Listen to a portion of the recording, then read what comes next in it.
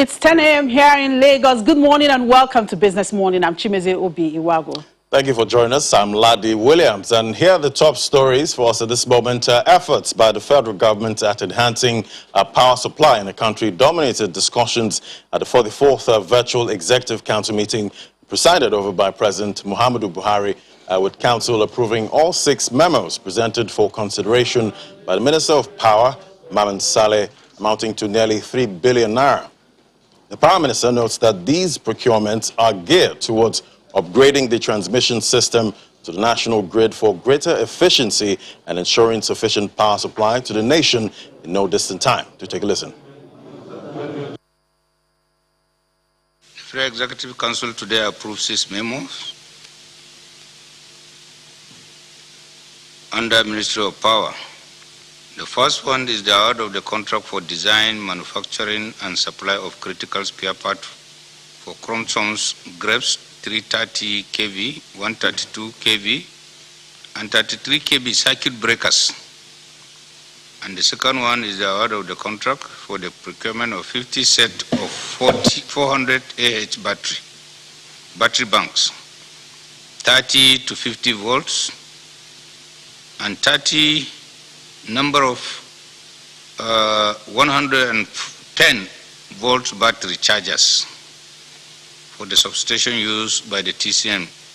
And the fourth one is the award of the contract for the design, manufacturing, and the supply of 360/66 MVA, 132 kV power transformers with accessories, and 15 number of 500 kV transformers, 33.415 kV earthing transformers, in the sum of 1,296,953,044 naira 55 kobo. The government also want to make sure that we upgrade the supply, maybe from say 4,000 megawatts to 5,000 megawatts to 6,000 megawatts, 7,000 megawatts, and so on. In the meantime, the Nigerian Communications Commission and the Nigerian Communications Satellite have signed a memorandum of understanding to facilitate the deployment of 5G technology in the nation's telecommunications sector. Signing the documents in Abuja, the Executive Vice Chairman of the Nigerian Communications Commission, Professor Omar Dambata, says Nigeria can't be left behind when several countries are already expanding their technologies through the 5G network.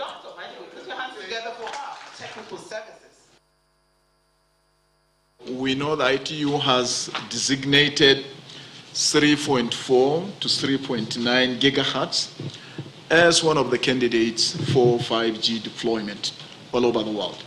We know the bandwidth required for 5G deployment, about 100 megahertz. We have limited bandwidths because this particular spectrum, like I said, has those excellent properties of giving us coverage as well as capacity. So whereas some of the spectra available are dedicated for capacity deployment and others for coverage, you have one spectrum that can enable you to do both. So it's a miracle, isn't it, that somebody found this out.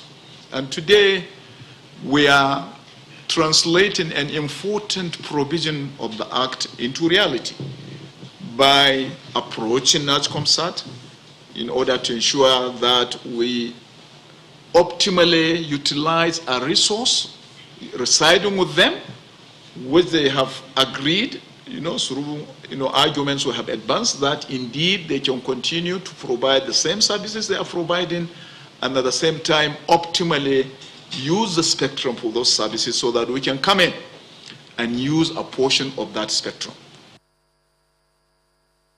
Hopefully all the 5G conspiracy theories will be put to bed now. Absolutely. Well, oil prices rose this morning, recouping early losses as crude stockpiles in the United States, the world's largest oil consumer, fell more sharply than expected as refining output rose and exports surged. Brent crude oil futures rose by 17 cents to $69.13 a barrel, and U.S. West Texas Intermediate crude futures gained 8 cents to $65.71 a barrel. Both benchmarks had hit their highest since mid-March on Wednesday before retreating. The EIA said U.S. gasoline stocks rose by 737,000 barrels in the week against a forecast for 652,000 barrel draw.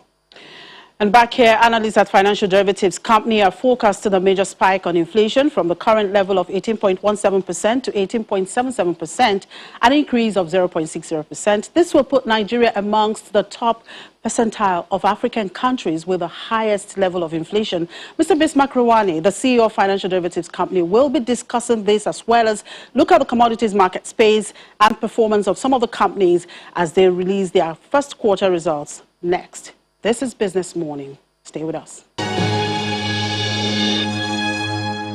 All right, we have Mr. Bismarck Rwani join us now to look at some of those issues around the commodities market and, of course, talking about inflation. Good morning, Mr. Rwani. Thank you very much. We're happy to have you this morning. Good morning, sir. Even with the rains, I'm sure it helped.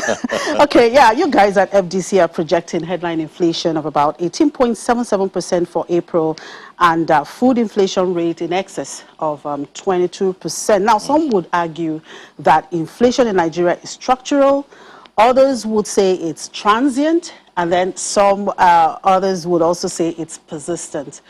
Which one is it? All of the above. You see, when, first of all, let's get the numbers. We are saying it's 18.77 headline inflation. That is, if you had a basket of goods last year, and you compare it to the price of the basket of goods this year, then it will be 18.7% higher this year than last year. But interestingly, food inflation is actually 24% our projection. And core inflation, which is inflation less seasonalities, is up to 12.9%. What does this mean? When you look at the basket of goods you bought last year, and you look at Gari, at this time it was 6,000, today it's 16,000. Rice came as low as 14,000. Today it is 27,000, 100%. Beans, the same thing, 14 to 30,000. So everything before the pandemic is actually about 100% higher, right? But again, it's a basket, so there's some other commodities which did not increase that fast. But then talking about structural or persistent, and if things are persistent means it's happening over a long time and almost permanently. But the temporary issues, if temporary issues become temporary for such a long time, they become permanent. That's why I said all of the above. But more importantly is the fact that you have a situation where structural issues, where, for example, a bridge collapses or the production quotient actually is reduced, right, for some structural reasons. If you don't fix that structural problem, then the transient problems begin to become persistent. So, like we have the issue of insecurity. Insecurity. Now, when you talk about insecurity, some people causal effect relationship. Some people say insecurity causes inflation and some people say inflation makes people desperate and causes insecurity. So we really cannot argue which is what happens before or what happens after.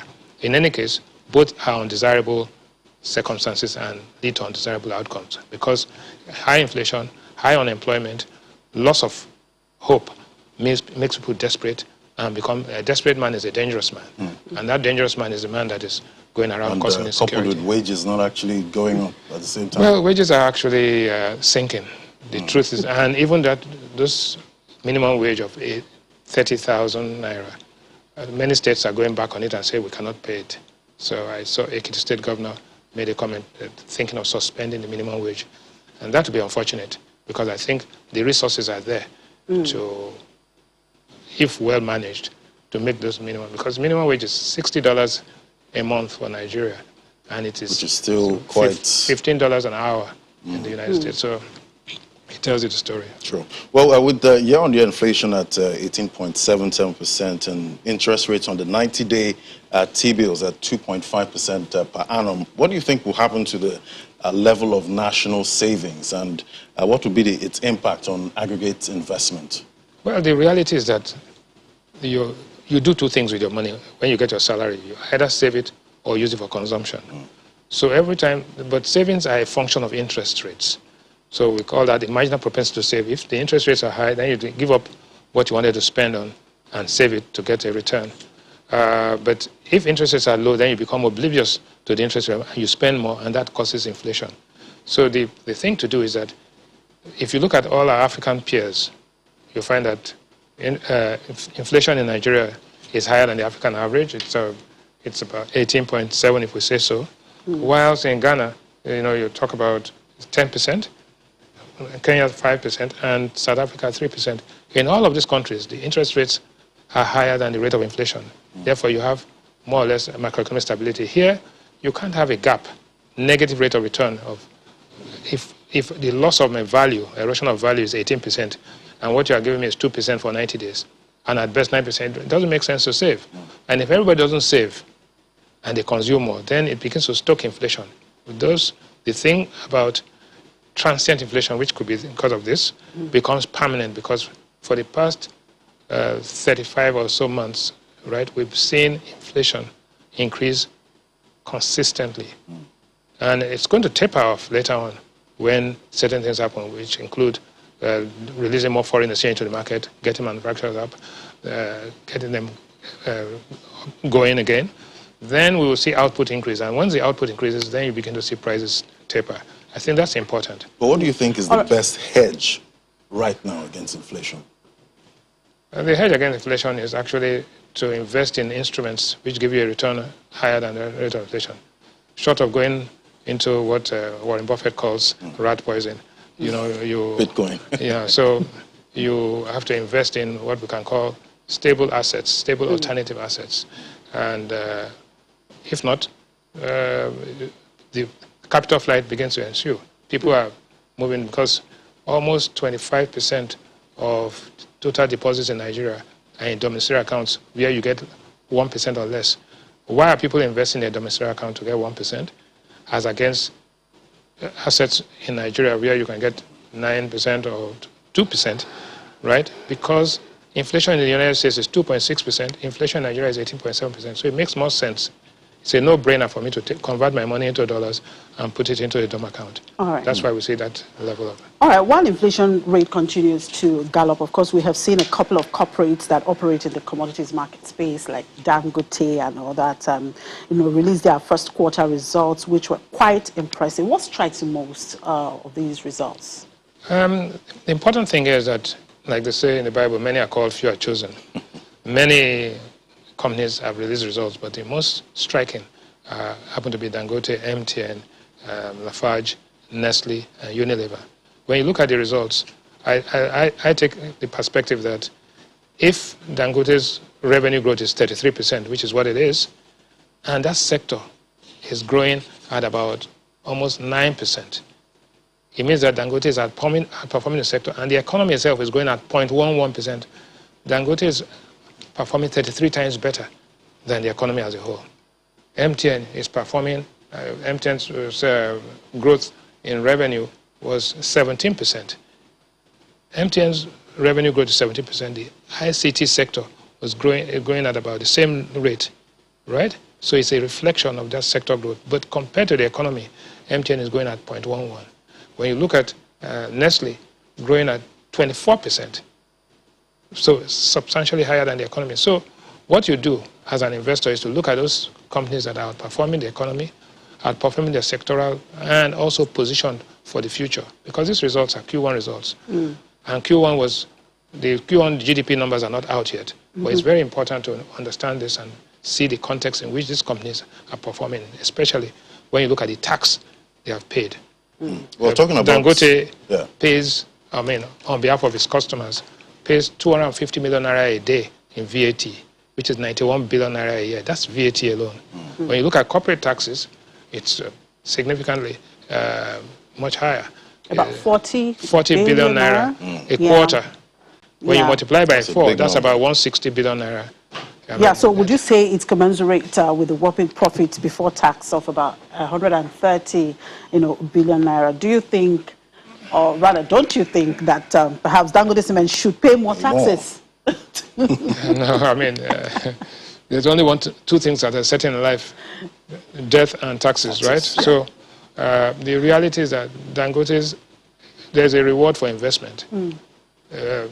Where he has put in almost $17 billion, if I may, on refineries. The refineries are not generating revenue yet, so it's taking a risk. The reward for risk taken is profit, right? And therefore, if he had lost all this money, if he had made losses of 100 billion and had invested in Obajana billions of dollars many years ago, nobody will come and say, okay, why don't you let us share in the losses? So it's only fair to say that he has done that. But look at the tax he has paid. They have paid compared to taxes that the entire banking system is significantly less. And it's not just Dangote. Look at the tax that MTN is paid in this quarter, 30 billion naira, right? And look at the tax that Nestle has paid, 6.6 billion naira. Look at the tax that Lafarge has paid, 9 billion naira. So it's important that, first of all, people have to be profitable. First of all, they have to invest. Secondly, they have to be profitable. Thirdly, they have to pay taxes. Apart from taxes, they pay huge dividends. Huge dividends. So shareholders get dividends. They pay taxes, VAT, which, by the way, 85% of VAT goes to the states, who are claiming that they cannot pay minimum wage now, which is inaccurate. And then, on top of that, they pay corporate income taxes. And also, they invest in the future. MTN invests $2 billion a year in capex. Dangote is investing billions and billions of dollars for the future. And therefore, we must reward them and compensate them for the risk. I remember the last time you came here, you talked about the tax to assets? Yes, the swap, tax to asset swap. Yes, oh, yes. Right. Yeah, quite frankly, Dangote had the road, right? So one is to pay tax. Two is to ensure that the tax is used properly for the impact on the people. But if you swap an asset for tax, you overcome that risk of the monies being diverted or leaking. If it goes to a government agency, we don't know what's going to happen. It could be swallowed by a snake in jam or something. Now, so what we are saying is that in this particular case, you can see the road. It eases traffic. It increases productivity. So that's the kind of thing that we like to see it actual value for money. Absolutely. Now, with this inflation numbers galloping now, MPC meeting is later this month. What should we expect? Is it time for them to probably tighten? Hike? Well, if you tighten and hike the MPR, it's a signal, right? The truth is that the signal is important, not just for us, Nigerians who are resident here, but those who have a stake in the Nigerian economy, like those who are going to lend us money in the Eurobond issue. If they see that you are playing ostrich and pretending, like we have done for so long, that interest rates don't matter in the resolution of an inflation trajectory or spiral, then you are rewriting the rules of economics. You must, whether we like it or not. I saw somebody saying today that status quo has become a ritual. But the reality is that there's a time to send a signal that, yes, we need to do this. And if you do that by just nominally increasing the interest MPR by 0.25%, it sends a signal to savers, to investors, to producers that it's time to change our tone, and that will have an effect of actually constraining inflation, and I think that's very important. Yeah, like Brazil just did now, increasing their rates. Thank you very much, Mr. Rwani, for joining us on the program. We do appreciate your time. Thank you for having me. All right, after the break, we look at the insurance sector as Linkage Assurance unveils its rebranding strategies. Keep it here with us. This is Business Morning. The insurance industry in Nigeria is changing very quickly to offer better experiences for shareholders, customers, and the insuring public. To meet these ever-changing demands of the marketplace, Linkage Assurance PLC has unveiled a new identity which also coincides with the company's 30th anniversary. Well, joining us to talk more about this is the Managing Director of Linkage Assurance PLC, Mr. Daniel Bray.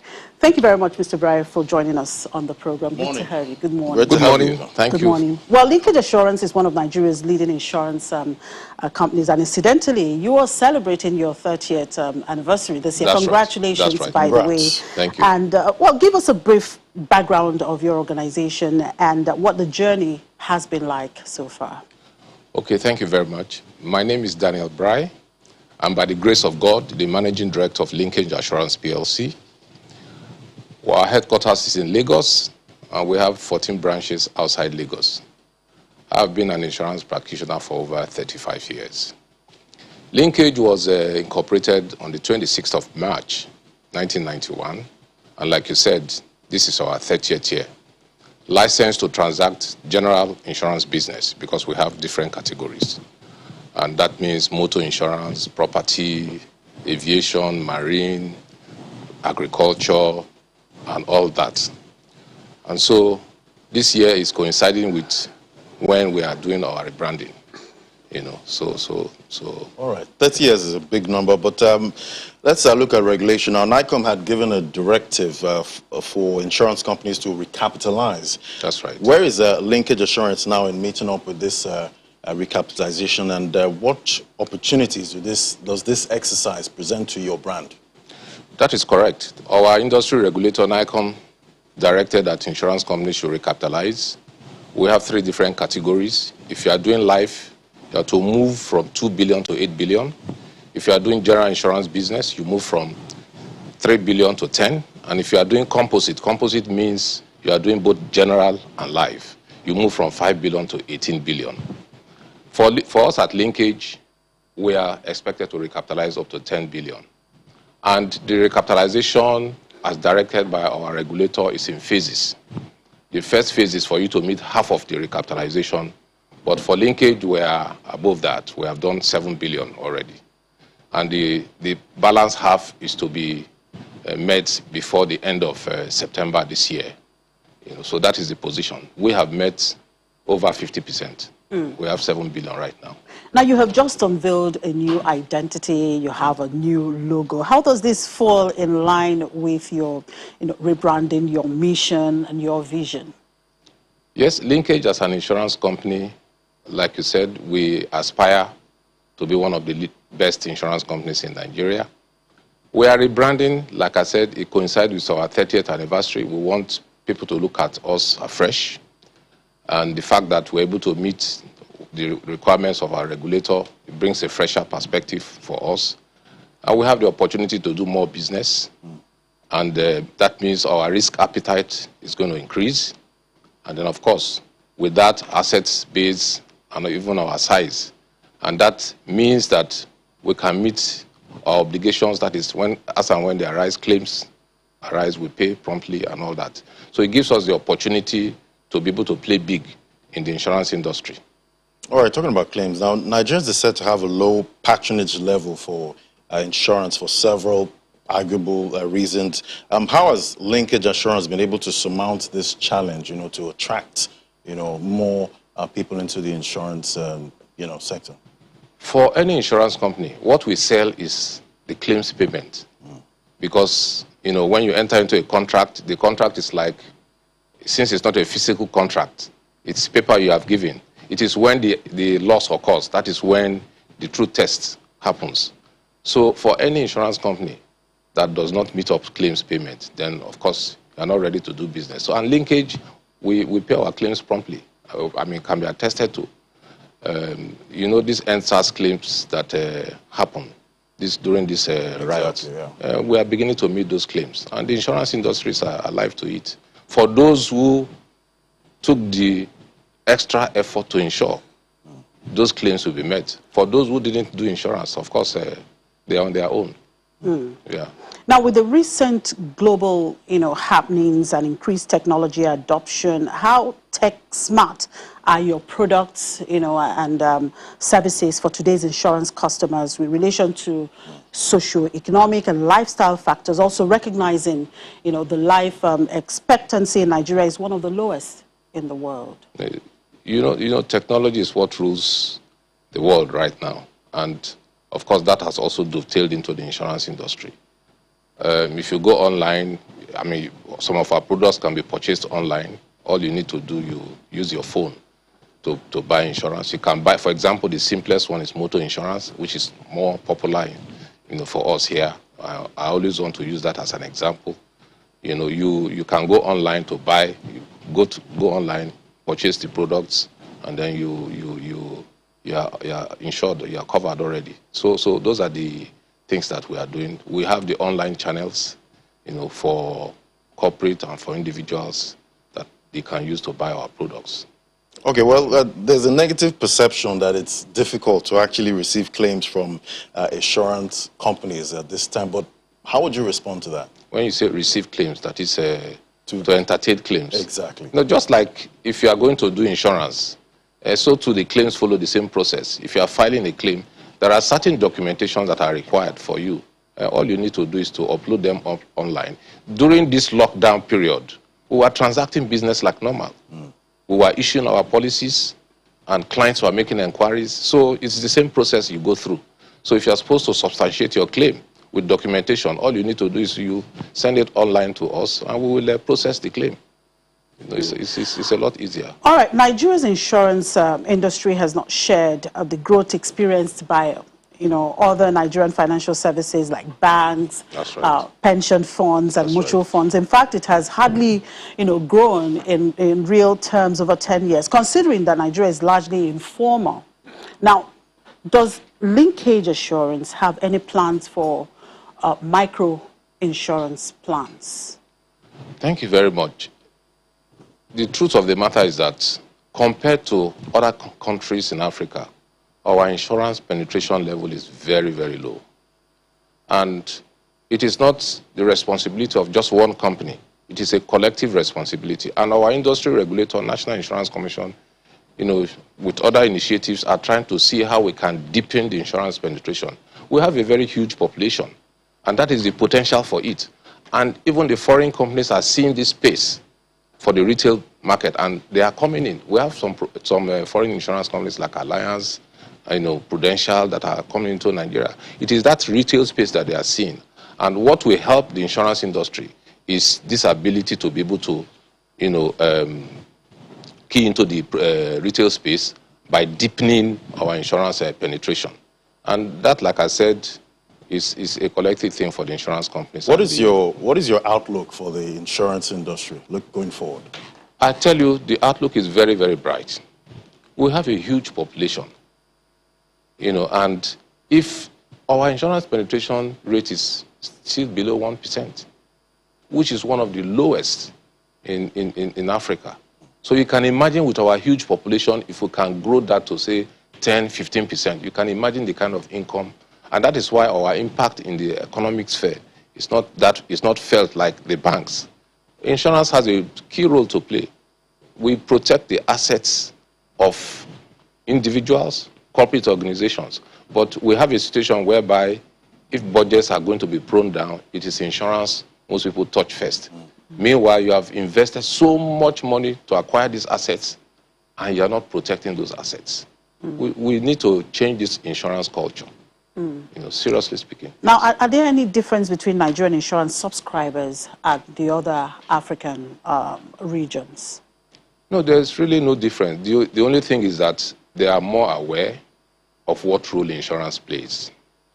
So without much prompting on their own, they go and do the insurance. Even here that government has said insurance for third party is compulsory, we still find situations where people don't do the compulsory insurance. And the cost is cheap, 5,000 naira, for a liability of a potential third party liability of 1 million.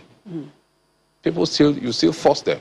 Up till today, you find some people, they don't believe that they need to do that insurance, even though they know that government said it's compulsory. They still don't do it. So government has to force people to. There's another one, insurance of properties. You have to do that compulsorily. Any property that the public have a right of access, you have to insure so that if there are liabilities that are arising from those, the insurance company will be able to meet those liabilities. But they are still not insured. And that is the role our regulator is playing. They are meeting with different. Recently, they met with the Federal Fire Service, trying to enforce the public building insurance. So those are the ways that they are helping the industry to see how they can deepen penetration. All right, as a major player, in the industry, and of course, now you're celebrating your 30th anniversary, what key words do you have both for Nigerians and, of course, the government? Well, insurance as an industry is a subsector of the economy. It thrives when the economy is thriving. So we expect that government will try and turn around the economic situation so that insurance can thrive. If insurance thrives, we employ more people, they will pay taxes, corporate tax will also increase. So it has a spiral effect in terms of benefits to the economy.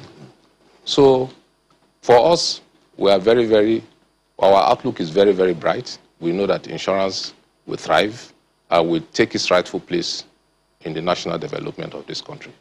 All right, we look forward to seeing that happen. Exactly. Thank you very much, Thank you very much. Mr. Daniel Breyer. We do appreciate your time. Thank you. Thank you so much. Mr. Daniel Breyer is the Managing Director of Linkage Assurance, PLC. All right, let's check with the local market, with the equities market, still in the red, INI. But we're talking about Linkage Assurance, and yesterday I saw that that stock actually rose. Yes, yesterday. Well, I think it's one of the ways of their celebration of their anniversary and their new identity. The shareholders are happy. Yes, they are happy. They were part of the top gainers yesterday. They went from 53 kobo to 58 kobo. The share price went up by 9.3%. So, well, we'd like to say congratulations, Mr. Breyer. So you're not just celebrating, you also have your shareholders happy.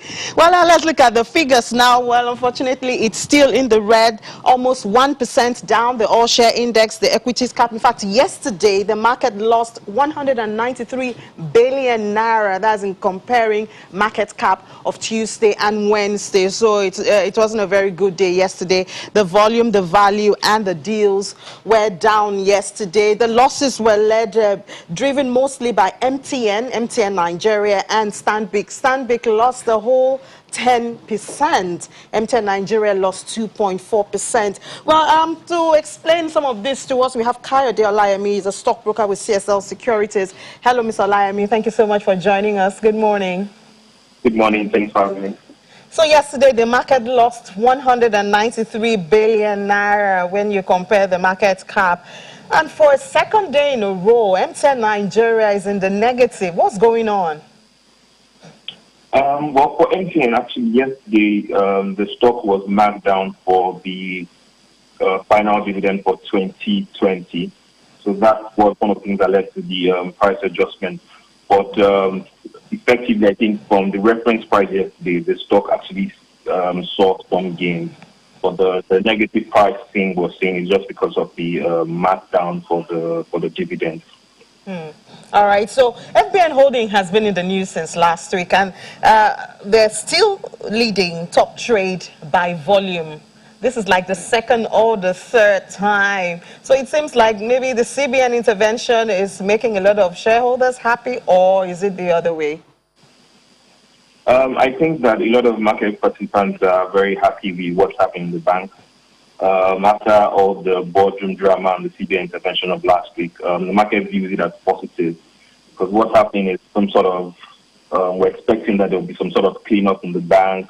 There's been a lot of loan issues that they've had over the years, and with this CBN intervention, that should get cleaned up, and you should see that impact the bank's earnings, and of course, shareholders like to see profit. So it's more good for the market, and that's what the market is pricing in. And we're seeing a lot of changes in management of corporate, especially in the financial services. Why at this time? Is it because the first quarter earnings have been out, so we need to prepare for the next quarter, or what? Well, so, I mean, for the banks, the tenures, so they have, the CBN has the tenure for like the CEOs, where they're supposed to spend about 10 years on the board. So I think we're seeing a bit of that. So once you have a new CEO, maybe the person wants to sort of build his new team and things like that. So that's pretty much what I'll say is driving this sort of changes in mindset of the season. Okay, so any idea how the market is looking this morning? At the moment, the market is flat, still quiet. Nothing major has happened at the moment. I mean, over the past few weeks, we saw that a lot of investors were reinvesting their dividends in the market, but that seems to have slowed down now. So things are still quiet at this time of the day. All right. Thank you so much, Mr. Olayemi, for sharing your thoughts with us this morning. Enjoy the rest of your day. Thank you very much. All right, so the market was in red, as we have heard. Total volume trades decreased by 18%. And going to the sectors now, industrial goods was the only shining star yesterday. The banking lost 1.69%. Consumer goods, 0.52%. Insurance lost, unfortunately, even though Linkage Assurance was part of the top trades, it couldn't help this, 0.05%. And the biggest loser for yesterday was the oil and gas sector. They lost 2.29%. Industrial goods was thanks to Lafarge Wapco. They helped this situation to put the industrial sector in the green yesterday. And going to the unlisted market now, they gained 1 point. They're doing well now, 1.26% at 799.87, and valued at 568.56 billion naira. That was the market cap for the unlisted market yesterday. And then the volume, 4.65 million, valued at 148.68, 56 deals. That was a lot when compared to some other markets. And then we have the federal government bonds market. Only had 21 deals, but I think we have Babajide Sholanke now to tell us about the fixed income market. I think it's been kind of quiet. Hello, Mr. Sholanke. Good morning. Hello, good morning. How are you doing? How are you? Have a nice day.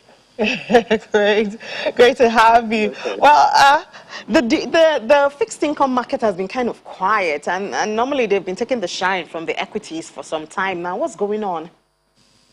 Well, thanks for having me once again. So what's going on is basically that we have liquidity squeeze. And what I mean by that is that the market is liquid in the sense that the available money in the system is not enough for people to have extra for them to begin to purchase or pursue financial assets. So it's a situation, let me just give an instance, it's a situation whereby I've always seen about market liquidity in terms of amount of money in the system, money supply from about 1.5 trillion to 2 trillion on a monthly basis, about 200 billion to 350 billion on a monthly basis now. So you can imagine that sharp drop in market liquidity. So that is what is playing out in the fixed income space, particularly the treasury bills and bonds. Because of lack of liquidity, like an instance, the market is negative liquidity now. What I mean that there's actually more borrowers than those who will spend. And so when there's illiquidity, people hardly have money to purchase this fixed income, and soon the market. I know the MPC is still some time away, but people have started looking up to see if that would be a booster, a factor to move the market one way or the other.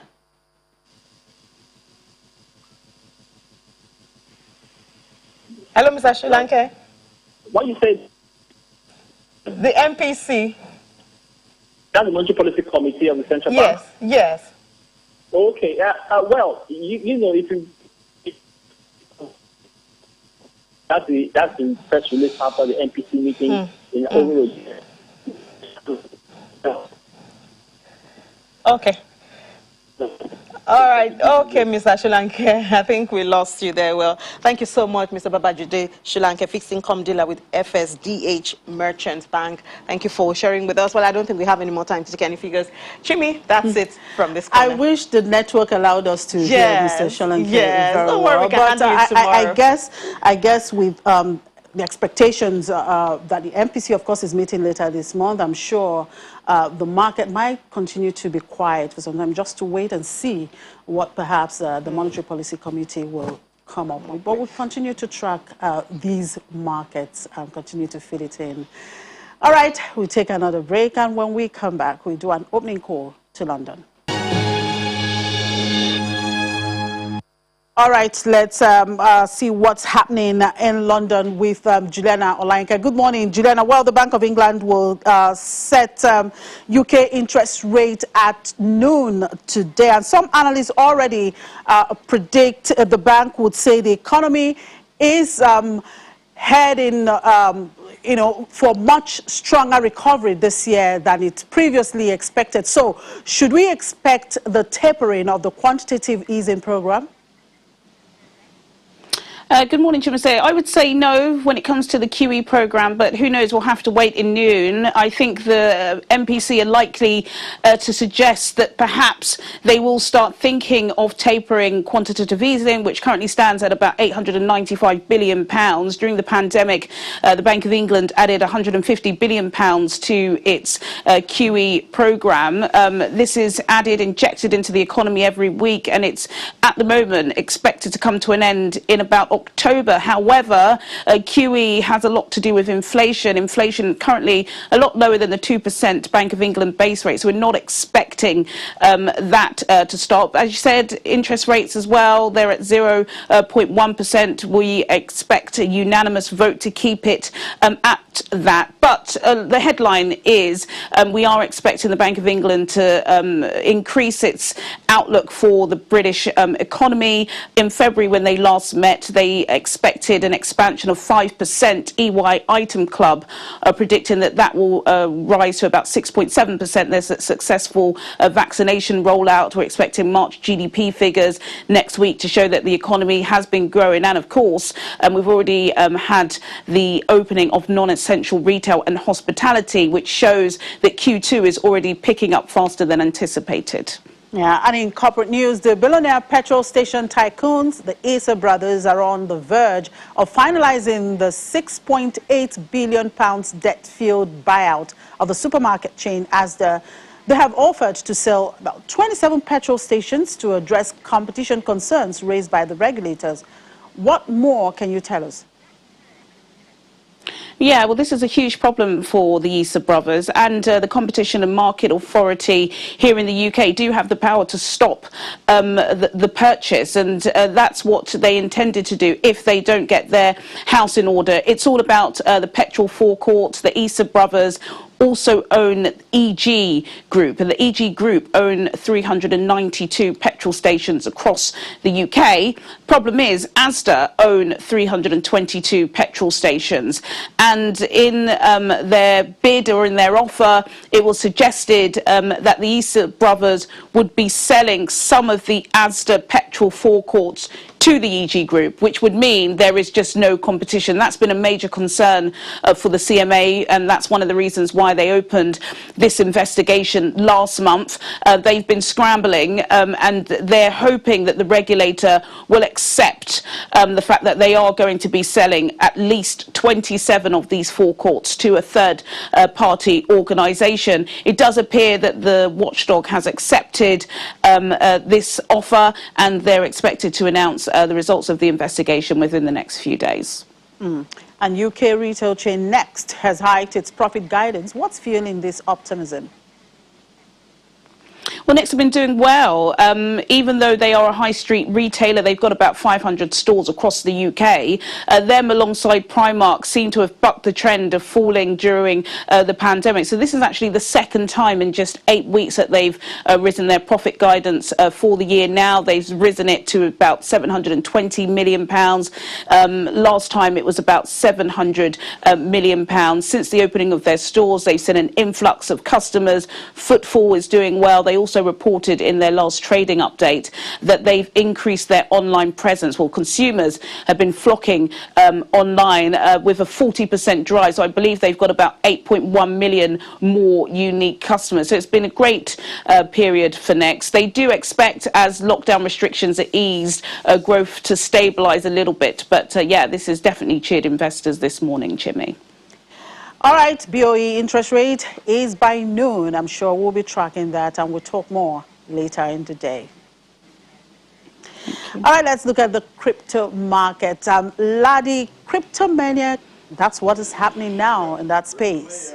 A lot of these old coins are making crazy moves this morning. Market cap $2.36 trillion, up about 5.56%. 24-hour volume, 255.63 billion traded. Down about 4% this morning. Bitcoin dominance still going down 55.13%. Price of Bitcoin this morning, 56,850, up about 5%. 24-hour volume traded in Bitcoin, 67 billion. Ethereum, 3,419, up 5%. 24-hour volume, $45.494 billion traded. Top odds by market cap. We see Doge there, having that major pullback, down 11%, while other ones in the top market cap are going up. BNB is up 2%. ADA, Cardano, up 14.20%. Some analysts believe traders are moving profit from Doge into other top altcoins on the market cap. We have XRP there at $1.63, up 12.22%. Top 5 gainers, TEL doing incredible things this morning, 103% profit. Bitcoin Gold, up 34%. A fork of Bitcoin at $144 this morning. Verge, one of the OGs there at 6 cents, up about 29.44%. Let's talk to Michael Inadi, digital markets analyst. Hello, Michael. Hey, good morning. Good morning, Michael. Thank you for joining us. Some analysts are saying Bitcoin could hit as high as $286,000 this year. Sounds like crazy talk to me. Yeah, it's not crazy at all. I really want to take the time to basically make it clear as to why it's going to hit this. Let me just go into more context for the audience. This month, effectively, the NMPC will have no money to remit for federal allocation. So fundamentally, what does that mean for the CBN? Well, they're going to have to print to cover the deficit. So the states can have money to spend. You can imagine just last year, 99% of all revenue was spent on basically debt expenses. So the monetary situation for Nigeria looks bleak, but that's not the point right here. What I'm trying to say basically is the CBN can deny Governor Obaseki's comments as to whether they printed or not in March, but that's not the question. What's going to happen eventually is in the global reset that's happening due to COVID-19, no central bank is saved from having to print to quantitatively ease away from what's happening, away from the economic realities. So Nigeria a couple of months ago banned the financial rails from banking crypto. And just yesterday, the FIS, the largest third-party provider for bank software, said it's in a partnership with NYDIG. It's going to give way for 300 million customers to plug into Bitcoin as an asset in their normal banking app. So kind of how you have like your first bank app in the US, over 300 million people are going to be able to log into their bank wallet, and they're going to be able to see Bitcoin on their phones. And basically, the banks are having to do this because they realize their customers see the beauty of a permissionless, open source, portable, divisible, finite money that is run on consensus, not by decree. Hold on, let me finish. It's the money for the new world because Bitcoin's open nature allows it for anyone to see the supply, and they can also model the demand. So it allows for a stock to flow model that can be used to measure the effects of supply and demand in the long term. You know, in the future. So it's safe to say basically that as governments print, the demand for Bitcoin will continue to be insatiable, and as a result of that, the demand gets reduced due to what's called halvening cycles. And so that $280,000 price tag target is a result of the demand from all the quantitative easing. So sorry, Michael. We'll have to continue this conversation another time. We've run out of time. But thank you so much. Great having you today. Thank you. But yeah, it's going to. Thank you. All right, so Chimi, it's in other words, limited supply, unlimited demand. Is here to stay, regulators or no regulators. I mean, it's the order of the day. However, we'll continue to advise that if you must play in this market, you just have to be very careful and seek professional advice, not Twitter advice. Absolutely. All right, that's it on the program. Thank you for watching. I'm Chimeze Obi Iwago. And I'm Ladi Williams. Thank you for watching.